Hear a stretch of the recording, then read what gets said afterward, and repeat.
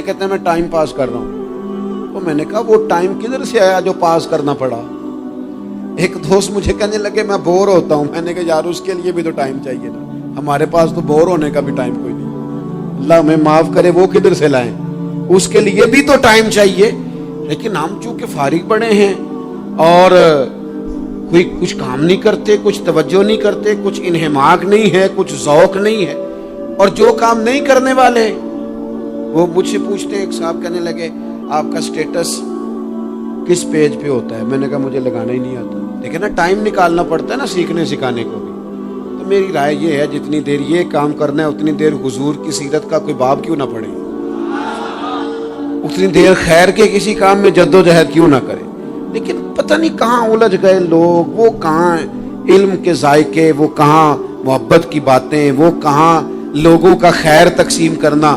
تو ہم نے کرنا یہ ہے آج کی اس نشست میں جو ہم نے سیکھا کہ ہم نے جلدی سے خیر جمع کر. اب ہم نے کوشش کرنی ہے کہ زیادہ سے زیادہ نیکیاں شام کو ہمارے دامن میں.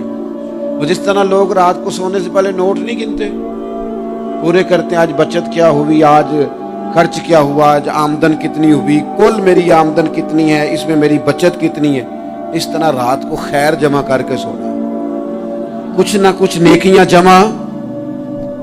صحابہ فرماتے ہیں ہم نے نا عصر کی نماز پڑھی نبی پاک علیہ السلام کے ساتھ. تو پہلا موقع ہم نے دیکھا کہ نماز مکمل کر کے نا سلام پھیر کے تو محبوب تیزی سے اٹھے اور جلدی سے گھر تشریف لے گئے. یہ انفرادی بات تھی ہمارے لیے, ہم نے ایسے کبھی دیکھا نہیں تھا. اور تھوڑی ہی دیر کے بعد کریم واپس بھی تشریف لے آئے. ذہنوں میں سوال تھے کہ محبوب اتنی تیزی سے, اور کبھی روٹین میں ایسا ہوا نہیں, روز مرہ نہیں یہ معمول. جلدی سے سرکار تشریف لے گئے, تشریف لے بھی آئے. تو ذہنوں میں تجسس تھا, سوال تھا کہ ایسا کیوں ہوا. تو محبوب تو جانتے ہیں نا غلاموں کے ذہن کی سطح پر کیا ابھرتا ہے, وہ کیا پوچھنا چاہتے ہیں, ان کے نقوش پر کون سی چیزیں ہیں جن کو پڑھا جائے اور ان کے جواب دیے. حضور تو جانتے ہیں نا. تو کریم محبوب فرمانے لگے تم پوچھنا چاہتے ہو میں کہاں گیا تھا اور کیوں آیا ہوں, اتنی تیزی سے کہاں گیا؟ حضور فرمانے لگے میں گھر گیا تھا, کاشانہ اقدس میں گیا تھا, کچھ سونا آیا تھا مال غنیمت کا, میں نے سارا بانٹ دیا تو ایک ٹکڑا سونے کا باقی بچ گیا تھا. نماز پڑھی تو مجھے خیال آیا اوہو وہ تو ابھی بھی میرے گھر میں پڑا. تو حضور فرماتے میں جلدی سے گیا ہوں, اسے بھی اللہ کے راستے میں خیرات کر کے آیا. یہ جلدی سے نیکی کر دی ہے کہیں یہ کام رہ نہ جائے. اور ایک روایت میں یوں بھی ہے کہ میں نہیں چاہتا تھا کہ میرے گھر میں پڑا رہے اور رات پوری گزر جائے, لہذا میں نے چاہا کہ اسے جلدی سے اس نیکی کو کر دیا جائے جس کے کہاں پہنچنا ہے اس کے ہاں. میں دوستوں سے کہا کرتا ہوں رمضان میں کسی کو راشن دینا ہے تو رمضان سے پہلے دے دو, رمضان کی نیت کر کے. انشاءاللہ آپ کو یہی بتائیں گے مفتیان کرام کہ رمضان سے پہلے بھی رمضان کی نیت کر کے دیا جائے تو اللہ تعالیٰ اتنا ہی اجر عطا فرمائے گا. ہم نا جی وہ انتظار ہو رہا ہے فلانا کا, وہ جی میں نے کر لیا تھا, لے لیا تھا, ٹائم نہیں مل رہا مجھے دینے جانے کا. اس کی کیا وجہ ہے جی, اس کی کیا وجہ ہے؟ آپ نے کام کرنا ہے تو پھر اسے کریں, پھر دیر کس بات کی؟ جو شروع کرنا ہے اسے شروع کریں. جس کا ارادہ ہے نا میں نے مسجد میں جھاڑو دینا کرنا ہے وہ کرے شروع. جس کا ارادہ ہے نا اذان میں نے پڑھنی کرنی ہے تو کرے نا شروع. جس کا خیال ہے میں نے قرآن سیکھنا ہے تو کر دے شروع, کسی کا انتظار نہ کرے. جس کا خیال ہے اب میں نے دین کو سیکھنا ہے شروع کر دے. اور جس کا دل ہے نا محبوب کی سیرت کو پڑھنی ہے وہ دیر نہ کرے, وہ حضور کے تذکرے شروع کرے. وہ تذکرہ پڑھتا جائے گا, رب اس کی روح کو توانائی عطا فرمائے گا, وہ آگے بڑھے, وہ سیکھے, وہ جد و جہد کرے. یہ پروگرام بنانا, صلاح کرنا, مشورہ کرنا, بنانا پھر توڑ دینا, پھر کچھ دن کرنا پھر چھوڑ دینا, اس سے اب باہر آ جائیں. اب جد و جہد کریں. اب جو بن پڑتا ہے اسے کر گزرے. اب ہم نے انتظار نہیں کرنا, دیکھنا نہیں. اب جو خیر حصے میں آتی ہے دوڑ کے اسے حاصل کرنا. اچھا اس کا یہ معنی نہیں کہ نیکی فٹافٹ کر گزریں, جلدی سے نماز پڑھ لیں, یہ معنی نہیں بیان کر رہا. میں یہ عرض کر رہا ہوں کہ خیر کرنے میں دیر نہ کریں, جلدی سے نیکی اپنی زندگی میں حاصل کریں. میں آپ سے عرض کروں, میں بہت سارے لوگوں کو دیکھتا ہوں ان کا زیادہ وقت مشاورت میں گزرتا ہے, اور بالخصوص نوجوان نسل تو ہے ہی مشوروں میں, میں یہ کر لوں کہ نہ کروں, اور پھر وہ زیادہ مشورے جو لوگ کرتے ہیں نا، وہ ذہنی طور پر زیادہ الجھاؤ کا شکار ہو جاتے ہیں۔ کسی آدمی کا خیال ہوتا ہے نا، میں اچھا لگنا چاہتا ہوں، اچھے کپڑے پہن لیتا ہے، پھر کو پوچھتا پھرتا ہے کیسا لگ رہا ہوں، تو 99 لوگوں نے کہا ٹھیک لگ رہا ہے، صرف ایک نے کہا یار ذرا ٹھیک نہیں سلائے، وہ گیا کام سے، کیونکہ وہ 100% نمبر لینا چاہتا ہے۔ آپ نے جو کرنا ہے اسے شروع کر دیں۔ آپ اتنی حمایت کی طرف نہ دیکھیں کہ سارے سپورٹ کریں گے تو پھر ہی آگے بڑھیں۔ سارے کہاں سپورٹ کرتے ہیں؟ کچھ لوگ تو ملامت بھی کرتے ہیں، کچھ تو برا بھلا بھی کہتے ہیں، کچھ تو یہ بھی کہتے ہیں تو نے یہ کیا شروع کر دیا ہے۔ لیکن جے کر یار دے نام دا ملے مینا، ہاں ان چولی پا لئیے پنجے سٹیے نا، جے کر یار دے نام دی ملے سولی تے چوٹا چوٹ لئیے، چوٹا چوٹ لئیے پچھاٹیے نا، پھر آپ سٹارٹ کر دیں۔ پھر کیا یہ ساری عمر سوچنا، ایک قدم آگے اٹھایا تو پھر پیچھے کر لیا، تو دوسرا اٹھایا تو پھر پیچھے کر لیا، تو میرا ارادہ ہے، تو میرا پروگرام ہے، تو میں کروں گا، جو کرنا ہے اسے کریں، پھر اس کو سٹارٹ کریں۔ میں مشورہ کر رہا ہوں، بس کر دیں مشورہ، جس سمت نکلنا ہے بس اللہ کا نام لے کے اٹھ، باندھ کمر کیوں ڈرتا ہے، پھر دیکھ خدا کیا کرتا ہے۔ اپنے اندر ہمت پیدا کریں، اپنے اندر جد و جہد کا مزاج پیدا کریں، اپنے آپ کو کسی کام لگائیں۔ اور میں آپ کو ذمہ داری سے کہتا ہوں، جو لوگ کام لگے ہوئے ہوتے ہیں نا، وہ ڈپریشن سے بچتے ہیں، ٹینشن سے بچتے ہیں، وسوسوں سے بچتے ہیں، برے خیالات سے بچتے ہیں، لوگوں کے بارے میں بدگمانیوں سے بچتے ہیں، بدگمانیوں سے بچتے ہیں۔ ان کا ذہن آہستہ آہستہ مثبت کاز کی طرف بڑھتا ہے، ان کا وجود نفع بخش ہو جاتا ہے، وہ کچھ فائدہ کر پاتے ہیں اپنا، ملت کا، قوم کا۔ ضائع نہ کریں اپنے آپ کو۔ ہمیں اللہ کے قرآن نے کہا ہے کہ تم نیکیوں میں ایک دوسرے سے آگے نکل جاؤ۔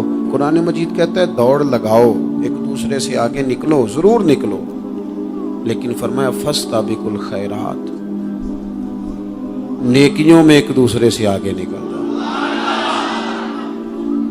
بس تم نیکیوں میں نکل جاؤ آگے، خیر کے کاموں میں، حسنات میں آگے نکل جاؤ ایک دوسرے سے۔ اس کے لیے جلدی دکھاؤ، جلدی سے کوئی نیکی تمہارے ہاتھ آتی ہے اسے کر گزرو۔ ساری زندگی ارادے اور منصوبے نہ بناتے رہو، خیر کٹھی کرو، جد و جہد کرو۔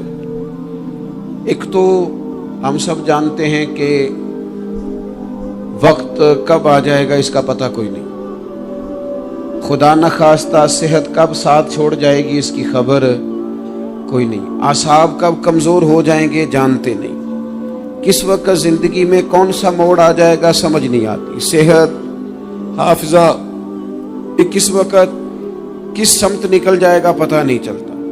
تو ہمیں حکم دیا گیا کہ تم جلدی کرو، اور نبی پاک علیہ السلام نے صراحت اور وضاحت کے ساتھ فرمایا کہ غنیمت سمجھ لو، غنیمت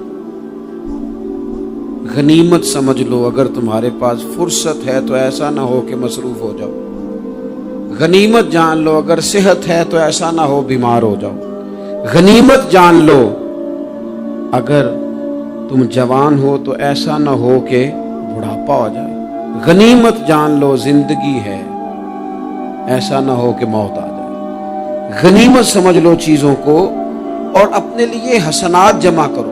میں دیکھتا ہوں بہت سارے لوگ ایسے ہیں جو خیر کر سکتے ہیں، لیکن وہ تو منصوبہ ہی بنا رہے ہیں، بڑی دیر ہو گئی منصوبہ بنا رہے ہیں، پروگرام بنا رہے ہیں۔ ہمارے بزرگ جو تھے وہ کام کرتے تھے، درختوں کے نیچے بیٹھ کے کرنا پڑا تو شروع کر دیا، انہیں کسی گلی چوک چوراہے میں خیر کی بات کرنی پڑی تو انہوں نے کر دی۔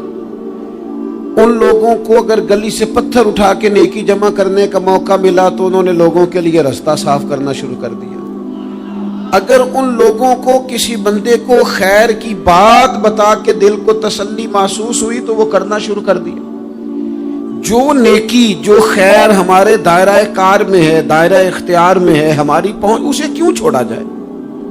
نبی پاک علیہ الصلوۃ والسلام نے فرمایا نیکی کو کبھی حقیر نہ سمجھو، کچھ نہ ہو سکے تو مسلمان بھائی سے مسکرا کے ملاقات کر لینا، اللہ صدقے کا ثواب عطا کر دے گا۔ آپ نے کافی ساری ماشاءاللہ سبحان اللہ کہی ہے، پر یہ مسکرا کے ملنا آج کل مشکل ہو گیا یہ کام، کیونکہ یہ دور ہے ناراض لوگوں کا دور، اس میں ہر کوئی کسی نہ کسی سے ناراض ہے، تو مل تو لیتے ہیں، مسکرا کے نہیں ملتے۔ ملاقاتیں تو ہو جاتی ہیں، لوگ تو ہر روز ایک دوسرے سے ملتے ہیں، پر یہ دل کم ہی کسی سے ملتے ہیں۔ ملتے ہیں لوگ پر ملتے، زندگی میں وہ عجیب لمحہ تھا، وہ میرے ساتھ تھا پر میں تنہا تھا۔ لوگ ملتے ہیں پر ملنے کو تیار۔ حضور نے فرمایا نیکی کو حقیر نہ سمجھو، کچھ نہ ہو سکے تو ذرا مسکرا کے مل لینا۔ کیا معنی ہے کسی سے ملنا؟ تو راضی ہو کے ملنا۔ یہ جو مزاجوں میں گھٹن ہے تبھی اور بلا وجہ کی ہے، بعض جگہوں پہ کوئی اس کا کوئی شرعی پس منظر نہیں، کچھ نہیں، بلا وجہ۔ نیکیوں میں ذرا جد و جہد کی جائے، کوشش کی جائے، حصول حسنات میں کوشش کی جائے۔ ہم نہ بڑے سست ہیں، دنیا کے معاملے میں چست ہیں اور خیر کٹھی کرنے میں سست ہیں۔ جلد از جلد آپ دیکھیں ہمارے بزرگوں نے بہت زیادہ کام کیا، بہت زیادہ۔ اس کی وجہ یہ تھی کہ وہ دوسروں کے کام پہ نہیں توجہ دیتے تھے، اپنے کام پہ توجہ دیتے۔ آج کل ہمارا یہ مسئلہ ہے کہ ہم نیکی اس لیے نہیں کر پاتے کہ ہماری اپنے کام پہ توجہ کم ہوتی ہے، دوسرے پہ زیادہ ہوتی ہے۔ نتیجہ کیا نکلتا ہے؟ دوسرے کئی دفعہ آگے نکل جاتے ہیں اور ہم جو بھی منصوبے بنا رہے ہیں، پروگرام طے کر رہے ہیں، وہ معاملہ پیچھے رہ جاتا ہے۔ تو زندگی میں جلد از جلد خیر جمع کرنے کی کوشش کرنا، جلد از جلد۔ امام بخاری کی عمر 62 سال ہوئی ہے اور قرآن مجید کے بعد وہ صحیح ترین کتاب امت کو دے گئے۔ کو بہت لمبی عمر نہیں، 62 سال عمر مبارک پائی۔ کتنا ہمارے بزرگوں نے کہا، حضرت عمر بن عبدالعزیز کی عمر 39 سال ہوئی، پوری 40 نہیں۔ کتنی خیر بانٹی انہوں نے زمانے میں۔ کام نہیں کرتے، پروگرام نہیں بناتے، ہم خیر نہیں جمع کرتے۔ خیر جمع کرنے کا وقت تو ہے، فٹافٹ کر لی جائے۔ پھر تو اس طرح کا ٹائم آ جاتا ہے کہ انسان زیادہ نماز پڑھنا چاہتا ہے، نفل پڑھنا چاہتا ہے، اس کا وجود ساتھ نہیں دیتا۔ اس طرح کے اوقات آ جاتے ہیں کہ وہ کچھ خیر کرنا چاہتا ہے، پھر اس کے پاس موقع نہیں رہتا۔ وہ لکھنا، پڑھنا، پڑھانا، سمجھانا چاہتا ہے، پھر قواعد اتنے مضبوط نہیں رہتے۔ جد و جہد کی جائے، کوشش کی جائے، جلد از جلد۔ اللہ کے پیارے رسول صلی اللہ تعالی علیہ وسلم نے فرمایا، صحیح بخاری میں حدیث موجود ہے، حضور فرمانے لگے جلد از جلد نیکیاں کر لو اس وقت سے پہلے کہ فتنے رات کے ٹکڑوں کی طرح تمہارے اوپر گریں گے۔ حضور فرمانے لگے وہ ایسا سخت وقت آئے گا کہ بندہ صبح مومن ہوگا تو شام کافر ہو جائے، شام مومن ہوگا تو صبح کافر ہو جائے۔ اور فرمایا لوگ دنیا کے بدلے اپنا دین بیچ ڈالیں گے۔ اس سے پہلے نیکی کر لو، قبل اس کے کہ الجھا دیا جائے ذہنوں کو، پریشان کر دیا جائے۔ کئی جگہ مسائل نہیں بنا دیے گئے، وہ چھوڑو دیے تو نفل ہے، چھوڑو دیے تو غیر مؤکدہ ہے۔ اعلیٰ حضرت فاضل بریلوی فرماتے ہیں جو نفل چھوڑتا ہے نا، ایک وقت آتا ہے سنت کا ترک کرنا شروع کر دیتا ہے، اور تارک سنت ایک وقت آتا ہے کہ واجبات کو چھوڑتا ہے۔ چونکہ وہ سیلاب اچانک نہیں آیا کرتے، پہلے چھوٹا سا سوراخ ہوتا ہے، دریا کے کنارے چھوٹا سوراخ ہوتا ہے، بند نہ کیا جائے تو بڑا ہو جاتا ہے، پھر اور بڑا ہو جاتا ہے، پھر وہ سیلاب بن جاتا ہے۔ کیا ہوتا ہے کہ جب ہم دیر کرتے ہیں، آپ دیکھ لیں دنیا داری میں لوگ کتنے آگے نکل گئے، کتنے دنیا داری کی جو چیزیں آئیں وہ غالب ہو گئیں۔ میں آپ سے پوچھا ہوں جتنے لوگوں کے پاس موبائل ہیں اتنے لوگ نمازی بھی ہیں؟ موبائل بعد میں آ کے غالب ہو گیا سب پہ، اور نماز آپ یہ ایوریج نکالے نا، جتنے لوگ فیس بک پہ ہیں اتنے لوگ دینی تعلیم کے میدان میں بھی ہیں، پڑھنے پڑھانے کا مزاج بھی رکھتے ہیں۔ جتنی نصیحتیں کرنے میں آج لوگ نکلے ہوئے ہیں، کیا اتنی خیر بھی دنیا میں بٹ رہی؟ جتنی جدید ٹیکنالوجی آ گئی سب ہم نے حاصل کر لی، بری بات نہیں، ٹھیک ہے، اچھی بات ہے، لیکن سوال یہ ہے کہ وہ باتیں جو سالوں سے ہو رہی ہیں اور جو ہمارے دین کے فرائض میں شامل ہیں ان پر عمل کب ہوگا؟ اور میں یہ بہت سارے لوگ ہیں نا دعوت دیتے ہیں کہ آپ تشریف لائیں، اس جگہ پہ آ کے کچھ بات کریں، تو میں دوستوں سے کہتا ہوں تقریریں تو اب بڑی سن لی لوگوں نے، تو زمانہ ہو گیا تقریریں کرتے سنتے۔ سوال تو یہ ہے کہ جو سنا ہے اس پر عمل کس دن کرنا ہے؟ وہ پہلا قدم جو عمل کا ہے وہ کس دن اٹھانا ہے؟ یہ کوئی گورکھ دھندا تو نہیں ہے نا کہ نشستن گفتن برخاستن. دیکھیں نا قرآن مجید کی آیات نازل ہوتی تھی، صحابہ دوڑ پڑتے تھے عمل کرنے کے لیے. لن تنالوا البر حتى تنفقوا مما تحبون، تم بھلائی کو نہیں پہنچو گے جب تک اپنی پیاری چیز خرچ نہ کرو. تو یہ آیت ہم نے بھی سنی ہوئی ہے. میں آپ سے ہاتھ نہیں اٹھواتا، آپ خود اپنے آپ سے پوچھیں. میں اپنے آپ سے پوچھتا ہوں کب پیاری چیز لا کے خرچ کی ہم نے اللہ کے راستے میں. لیکن جب نازل ہوئی تھی عبداللہ ابن عمر کو گھوڑا پیارا تھا، انہوں نے فوراً لا کے پیش کر دیا تھا. حضرت ابو طلحہ انصاری کو باغ پیارا تھا، انہوں نے فوراً لا کے حضور کی بارگاہ میں پیش کر دیا تھا. ہم کب یہ کام کریں گے؟ ہم سن رہے ہیں، ہمیں آتی ہے، ہم آگے بڑھا رہے ہیں، لیکن جلدی سے صحابہ کا یہ مزاج تھا کہ جیسے ہی ان تک خیر پہنچی انہوں نے عمل کر کے دکھایا. جیسے نصیحت ملی اس نصیحت پر وہ عامل ہو گئے. امام جعفر صادق رضی اللہ تعالیٰ عنہ سے ایک شخص نے پوچھا حضور میں دین کی خدمت کرنا چاہتا ہوں، تبلیغ کرنا چاہتا ہوں، کوئی طریقہ بتائیں. بہت سارے لوگ ہیں آج کل جو یہ چاہتے ہیں کہ جناب مجھے نہ کوئی آپ نسخہ بتائیں، کوئی سلیقہ بتائیں، میں دین کا کام کرنا چاہتا ہوں، دعوت خیر دینا چاہتا ہوں، کوئی طریقہ بتائیں. تو سیدنا امام جعفر صادق رضی اللہ تعالیٰ عنہ فرمانے لگے آسان طریقہ ہے، اور بغیر کسی فلسفے کے، بغیر کسی الجھی ہوئی گتھی کے سلجھی ہوئی بات ہے، بالکل طے. تو دین کی تبلیغ کرنا چاہتا ہے؟ اس نے کہا. تو فرمانے لگے بڑا آسان نسخہ ہے، اگر تو دین پھیلانا چاہتا ہے، تبلیغ کرنا چاہتا ہے، تو دین پر عمل کرنا شروع کر دے. عمل کے بڑے اثرات ہوتے ہیں. عمل حضرت باجید بستامی فرمایا کرتے تھے جس نے ہماری خاموشی سے کچھ نہیں سیکھا وہ ہماری تقریر سے کیا سیکھے گا. یہ جو عمل ہوتا ہے یہ اتنی بڑی خاموش تبلیغ ہے، اتنی بڑی. امام جعفر صادق فرمانے لگے تو عمل کر، وہ تیرا عمل کرنا. آپ پڑھیں گھر میں نماز، آپ کے بچوں کو شوق ہو جائے گا. آپ کھولیں گھر میں قرآن مجید، آپ کے بچوں کا دل لگ جائے گا. آپ بیٹھے تسبیح لے کے کہ آج میں نے آدھا گھنٹہ محبوب کی بارگاہ میں درود و سلام عرض کرنا ہے، بچوں کی طبیعت لگ جائے گی. عمل جو ہوتا ہے اس کا فیض بٹتا ہے. نیکی میں آگے بڑھنے کی جدوجہد، کوشش کرنا کہ میں ذرا خیر کے کام میں آگے نکلوں. کیا کہا حضرت عمر نے؟ کبھی ہم سنتے ہیں باتیں، کبھی اس کی گہرائی میں اترو نا. سیدنا فاروق اعظم فرماتے میری ساری عمر دوڑ لگی رہی کہ میں ابو بکر صدیق سے نیکیوں میں آگے نکل گیا. ساری زندگی میری دوڑ رہی، جد و جہد رہی کہ میں ابو بکر صدیق سے آگے. 2.5% زکوٰۃ ہے. عمر کہتے ہیں میں 50% لے کے آیا تھا، لیکن میں 50% پہ پہنچا تھا تو ابو بکر 100% پہ پہنچ گئے تھے، وہ سارا ہی لے آئے تھے. میری دوڑ رہی، جد. یہاں بھی دوڑ ہے. میری عزت کرو، میرے آنے پہ کھڑے ہو جاؤ، معاذ اللہ میرا اکرام کرو، میں فلاں صاحب ہوتا ہوں، قبیلے میں، برادری میں، سوسائٹی میں، سماج میں یہ نام رکھتا ہوں، میں فلاں سیاسی، سماجی، فلاحی، رفائی تعارف رکھتا ہوں، میرا فلاں معاملہ ہے. یہ اس مزاج میں دوڑ لگ گئی، اس طبیعت کی دوڑ لگ گئی. مجھے بھی مانا جائے، مجھے بھی گنا جائے، مجھے بھی شمار کیا جائے، میرا بھی نام ہو جائے، مجھے بھی اگنوں میں رکھا جائے، قرب والوں میں میرا بھی تذکرہ کیا جائے.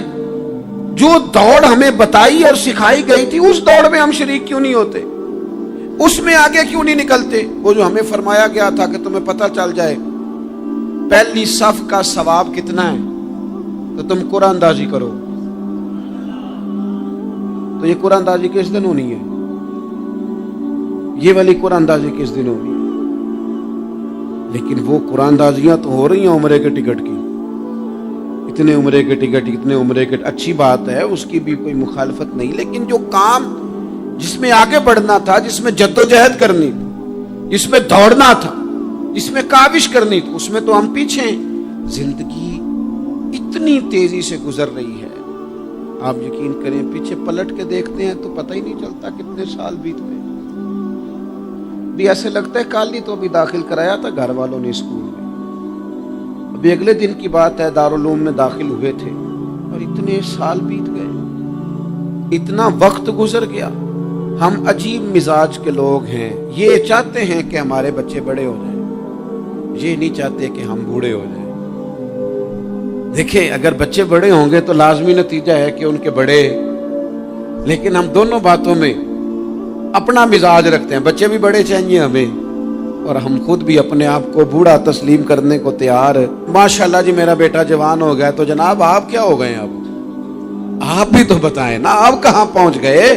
وہ کیا دور تھا جب کہتے تھے میرے بیٹے کو میرا جوتا پورا آنے لگا ہے۔ جیسے جیسے بچے بڑے ہوتے تھے والدین کے لہجے میں ٹھہراؤ آتا تھا، ان کی 5 نمازوں کے ساتھ تہجد بھی شروع ہوتی تھی، اشراق اور چاشت بھی شروع ہوتی تھی۔ وہ چاہتے تھے کہ ہمارے بچے ہمیں زیادہ سے زیادہ خیر کرتا دیکھیں، وہ اپنے لفظوں پر، جملوں پر، زبانوں پر، انداز پر کنٹرول کرتے تھے۔ میاں بیوی ایک دوسرے سے کہتے تھے اب لڑنا نہیں ہے، بچے اثر قبول کرتے ہیں، بڑے ہو گئے، اب ہمیں ماحول اور طرح کا بنانا ہے۔ کب آگے نکلیں گے نیکیوں میں؟ کب ہم جد و جہد کریں گے؟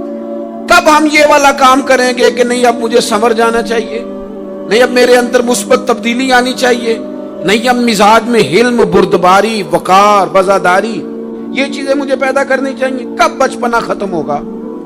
کسی درویش نے کہا تھا نا کہ میں نے 22 سال کے بوڑھے دیکھے اور میں نے 65 سال کے بچے دیکھے۔ کہا جناب کیا معنی؟ کہنے لگے معنی یہ ہے کہ بزرگی سمجھ کے ساتھ ہوتی ہے، عمر کے ساتھ تھوڑی ہوتی ہے۔ وہ تو سمجھ کے ساتھ ہے، جس دور میں سمجھ آ گئی، شعور آ گیا، سمجھ گئے بات کو۔ ورنہ بعض لوگ معذرت کے ساتھ بعض لوگ ساری زندگی سمجھدار ہونے کو تیار ہی نہیں ہیں۔ وہ کچھ ایسی باتیں کرتے ہیں جو ان کے منصب سے میچ ہی نہیں کرتی، ان کے سٹیٹس کے ساتھ وہ اٹیچ نہیں ہوتی۔ بھئی یہ بات آپ کو نہیں کرنی چاہیے تھی، آپ کا معیار یہ نہیں تھا، معیار بلند ہے آپ کا، آپ اپنے سٹیٹس کے حساب سے بات کریں گے۔ تو میرے عزیز آگے بڑھا جائے۔ اب تو کئی ہمارے کلاس فیلو چلے گئے، کئی ساتھ رہنے والے چلے گئے، کئیوں کو ہم دیکھتے ہیں وہ کہتے ہیں یار مہینوں ہو گئے چارپائی پہ پڑے، ملاقاتیں ادھوری رہ گئی ہیں، کئی باتیں ضروری رہ گئی ہیں۔ کام میں کر رہا ہوں، خیر بزرگ تھے، وظیفہ پڑھنے لگا، صدقہ دینے لگا، اللہ اللہ کرنے لگا۔ فرماتے ہیں کچھ دن بیت گئے تو میر عبدالواحد بلگرامی رحمت اللہ علیہ 6-7 ماہ کے بعد دوبارہ ملاقات ہوئی تو فرمانے لگے بیٹے اب تیرا کیا حال ہے؟ تو وہ نوجوان کہنے لگا حضور اب مجھے مرنے سے ڈر نہیں لگتا، بلکہ اب تو میرا مرنے کو دل کرتا ہے۔ تو دل کرتا ہے، ڈر نہیں لگتا، اب دل کرتا ہے۔ اور حضور آپ نے میرے ساتھ کیا کیا ہے کہ میرا تو دل کرنے لگا ہے مرنے کو، خوف نکل گیا ہے، دل کرنے لگا ہے میں جاؤں۔ تو بڑا خوبصورت ارشاد فرمایا، کیا بات ہے، اللہ والوں کی باتیں اللہ کے لشکروں میں سے لشکر ہوتی۔ میر سید عبدالواحد بلگرامی رحمت اللہ علیہ فرمانے لگے بھائی جس جگہ آدمی کی پراپرٹی ہوتی ہے، جس جگہ اس کا مکان ہوتا ہے، جس جگہ اس کی جائیداد ہوتی ہے، وہاں اس کا جانے کو دل کرتا ہے۔ فرمایا اب تو نے صدقہ دے کے نفل پڑھ کے جنت میں اپنا مکان بک کرا لیا ہے، اب وہاں تیرا پلاٹ ہو گیا ہے، اب تیرا ڈر نہیں لگے گا، اب تیرا جنت میں جانے کو دل کرے گا، اب تیرا وہاں جانے کو جی چاہے گا جہاں آدمی کی زمین نہیں ہوتی، جگہ نہیں ہوتی، سر چھپانے کو مکان نہیں ہوتا۔ بھائی نبی کریم صلی اللہ علیہ وسلم کی بارگاہ میں حضرت عمر آئے، بخاری مسلم میں موجود، کہتے ہیں حضور اٹھے چارپائی سے تو نبی پاک کے کمر مبارک پر موٹے موٹے بان کے نشان تھے۔ عرض کی یا رسول اللہ صلی اللہ علیہ وسلم کیسر و کسرا تو اتنی موج میں ہے، یا رسول اللہ وہ تو اتنی موج کر رہے ہیں اور آپ اس تکلیف میں۔ تو محبوب نے فرمایا عمر کیا تم یہ پسند نہیں کرتے کہ وہ دنیا میں موج کر لے اور اللہ آخرت کی ساری عزتیں ہمیں ہی عطا فرما دے؟ فرمایا میں تمہاری دنیا سے کچھ لینے نہیں آیا، میں تو بطور مسافر یہاں وقت گزار کے پیغام الہی دینے آیا۔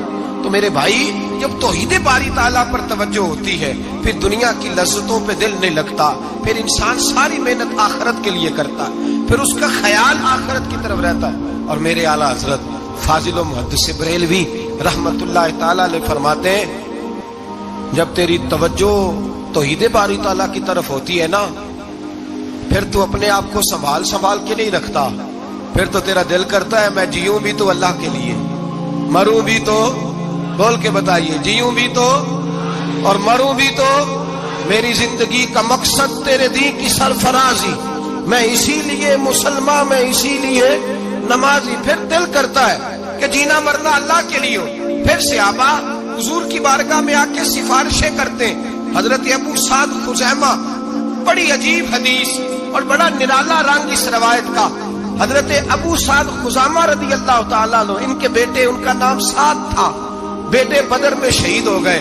حضور نے احد کے لیے اعلان کیا تو حضرت خزیمہ آئے نبی پاک کی بارگاہ میں اور آ کے کھڑے ہوئے تو عرض کرنے لگے محبوبہ میں دعا کرانے آیا ہوں۔ صحابہ کہتے ہیں لب و لہجے میں اتنا حسن تھا، گفتگو میں اتنی مٹھاس تھی، اس کی بولی کے اندر اتنا پیار تھا کہ ہمارے دل مائل ہو گئے کہ یہ کیا کہنے آئے۔ حضرت خزیمہ عرض کرنے لگے یا رسول اللہ صلی اللہ علیہ وسلم، میرا صاحبزادہ، میرے بیٹے محمد سعد وہ بدر میں شہید ہو گئے تھے۔ یا رسول اللہ میں شہادت سے رہ گیا تھا۔ حضور ہم دونوں باپ بیٹے کا ارادہ تھا جہاد میں آنے کا، ہم دونوں کا پروگرام تھا، وہ کہتا تھا میں جاؤں گا، میں کہتا تھا میں جاؤں گا۔ پھر ہم نے قرآن اندازی کی تو قرہ میرے بیٹے کے نام نکلا، بیٹا میرا آیا بدر میں، پھر اللہ تبارک و تعالیٰ نے اسے شہادت عطا فرمائی، وہ شہید ہو گیا۔ یا رسول اللہ صلی اللہ علیہ وسلم آپ نے کل اعلان فرمایا ہے کہ احد کے لیے جانا ہے، اور رات ہی کو میرا بیٹا مجھے خواب میں ملا ہے اور میں نے دیکھا ہے وہ تو جنت کی نہروں کے قریب سیریں کر رہا ہے، اور مجھے کہہ رہے ابا جی جلدی آ جائیں، یہاں مل کے رہیں گے، مل کے وقت گزاریں گے۔ یا رسول اللہ صلی اللہ علیہ وسلم میں بے چین ہو گیا ہوں اس کے پاس جانے کے لیے، دعا فرمائے اللہ مجھے بھی شہادت عطا فرما دے، اللہ مجھے بھی شہادت دے دے۔ صحابہ کہتے ہیں اس کی عجیب، اس کا دعا کرانے کا، ہم نے تو دیکھا تھا لوگ دعا کرانے آتے ہیں کوئی مصیبت کے لیے، کوئی پریشانی کے لیے، کوئی آزمائش کے لیے، کوئی بیماری کے لیے۔ یہ مصطفیٰ کریم کے صحابہ کا بارگاہ خداوندی پر اعتماد، توحید باری تعالیٰ پر نظر، کہ وہ کہتے ہیں ہم تو اللہ کے لیے جان دینے کی دعا کرانے آئے، دعا کریں اللہ ہمیں اپنے رستے میں شہادت کی موت دے۔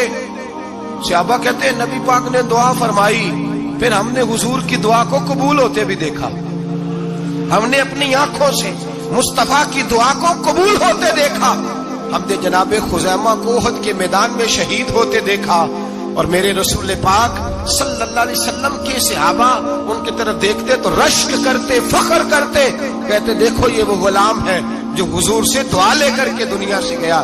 آج جو لوگوں کا مرنے کو دل نہیں کرتا، آج بڑی بڑی بلڈنگیں بناتے ہیں، بڑی بڑی عمارتیں کھڑی کرتے ہیں، بڑی بڑی جائیدادیں بناتے ہیں، ہر بینک میں اکاؤنٹ کھلواتے ہیں، سرمایہ پیسہ دنیا داری بناتے ہیں، تعلقات بناتے ہیں، سیاسی سماجی رشتے، دنیا داری کے جھوٹ کے ناطے۔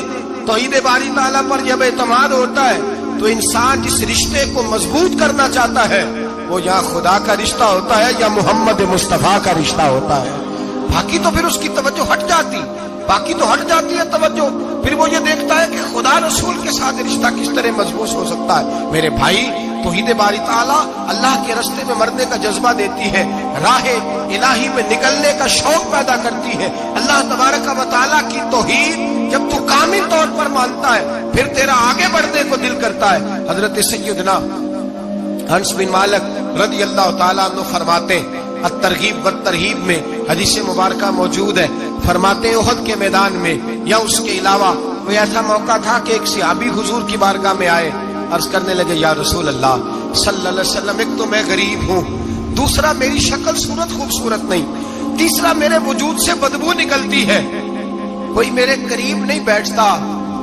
اگر میں اللہ کے رستے میں جہاد کروں، اپنی راہ خدا میں جان دے دوں تو بتائیے میرا رب مجھے کیا عطا کرے گا؟ تو نبی پاک نے فرمایا اگر تو شہید ہو گیا تو سارے دروازے کھل جائیں گے جنت کے، سیدھا جنت میں جائے گا۔ یقین کامل دیکھیے، احد کے میدان میں تلوار پکڑی، جہاد کیا، شہید ہو گئے۔ صحابہ کہتے ہیں نبی پاک اس کے سرانے آ کے کھڑے ہوئے اور کیا خوبصورت جملے ارشاد فرمایا اللہ تبارک و تعالیٰ نے اس کی بدصورتی کو خوبصورتی میں بدل دیا ہے، اللہ نے اس کے وجود سے آنے والی بدبو کو خوشبو سے بدل دیا، اور نبی پاک علیہ السلام فرمانے لگے جنت کی حور دروازہ کھول کے اسے کہہ رہی ہے آ جا جلدی جلدی، اللہ نے تیرا نکاح میرے ساتھ فرما دیا ہے، جلدی آ جا، میں تیرے استقبال کو کھڑی۔ میرے عزیز، کچھ لوگ ایسے ہیں جن سے عذاب قبر ہوگا ہی نہیں۔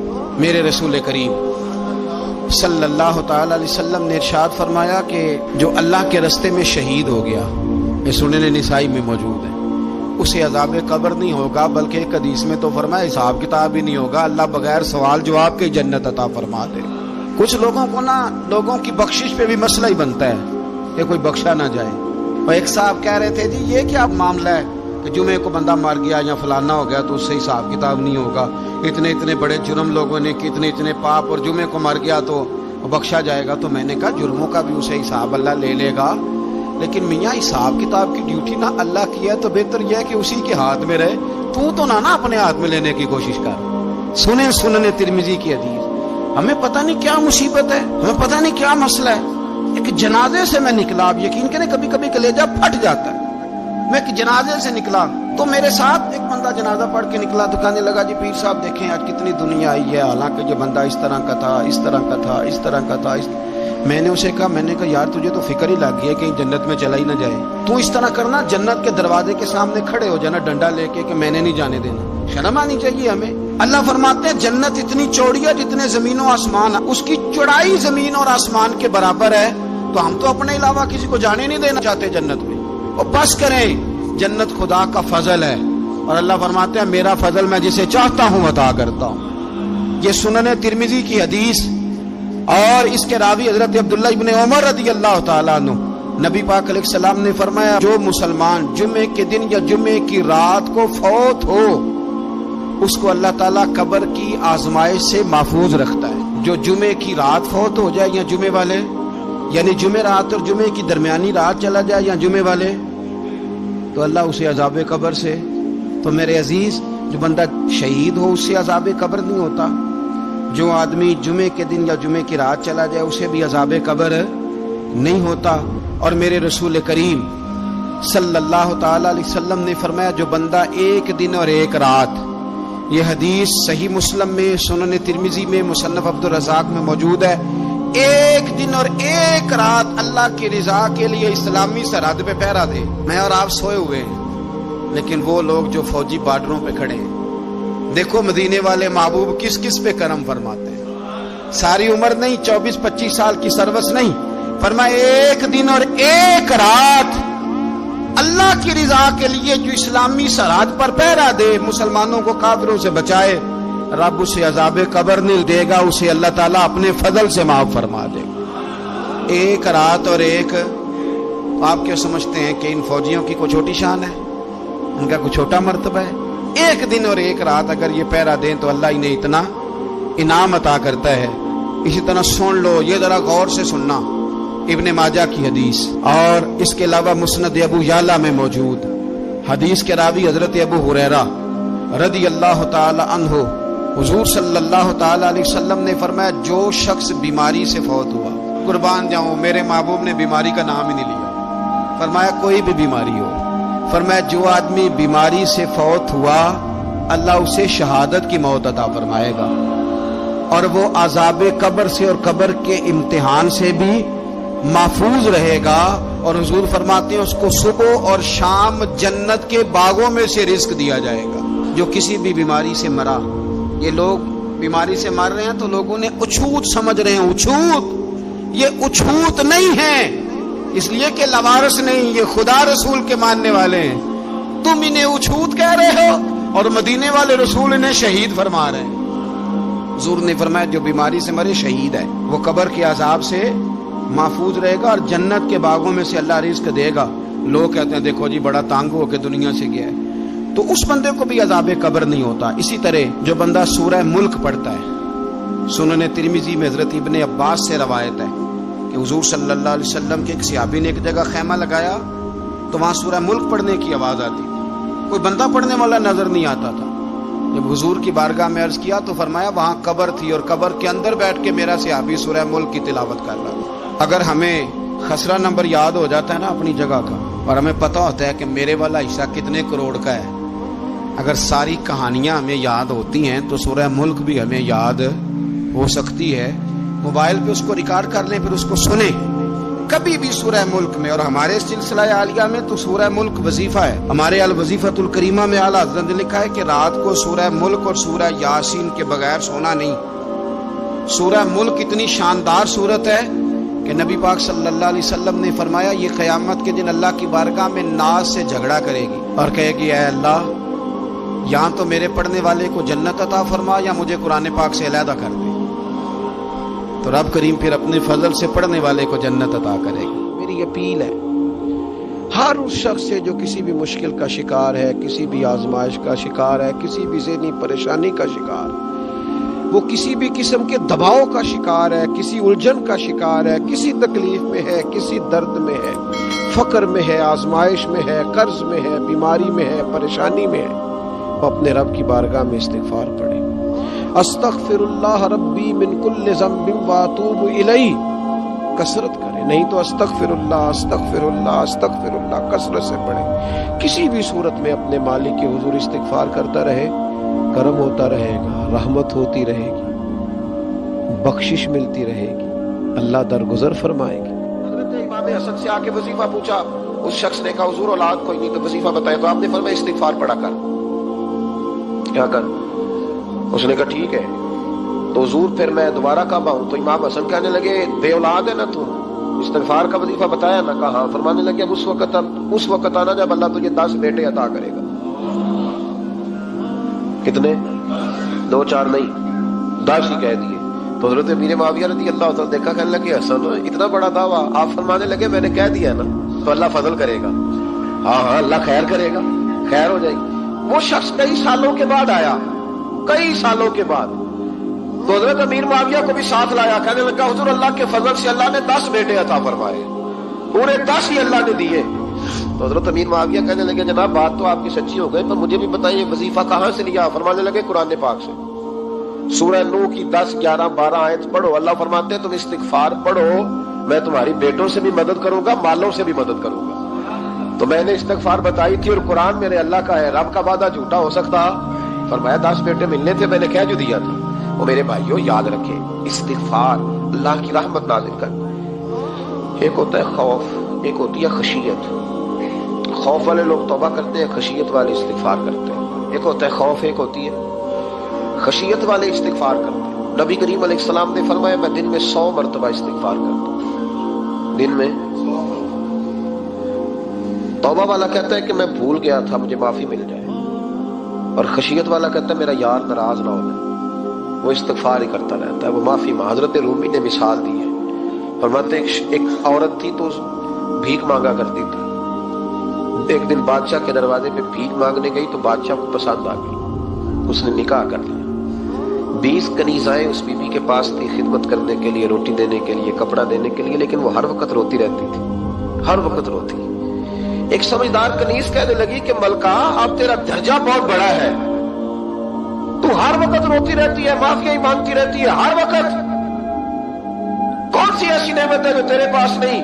تو وہ کہنے لگی اس لیے تو روتی ہوں۔ کیا مانا؟ کہنے لگی اس لیے روتی ہوں کہ میں اس قابل نہیں تھی جو مجھے مل گیا، کہیں میرے سر کا سائیں ناراض نہ ہو جائے، وہ کہیں بگڑ نہ جائے، مجھے پتا ہے کہ میں کیا تھی اور مجھے کہاں تک پہنچا دیا، میں روتی اس لیے ہوں کہ کبھی کہیں وہ ناراض۔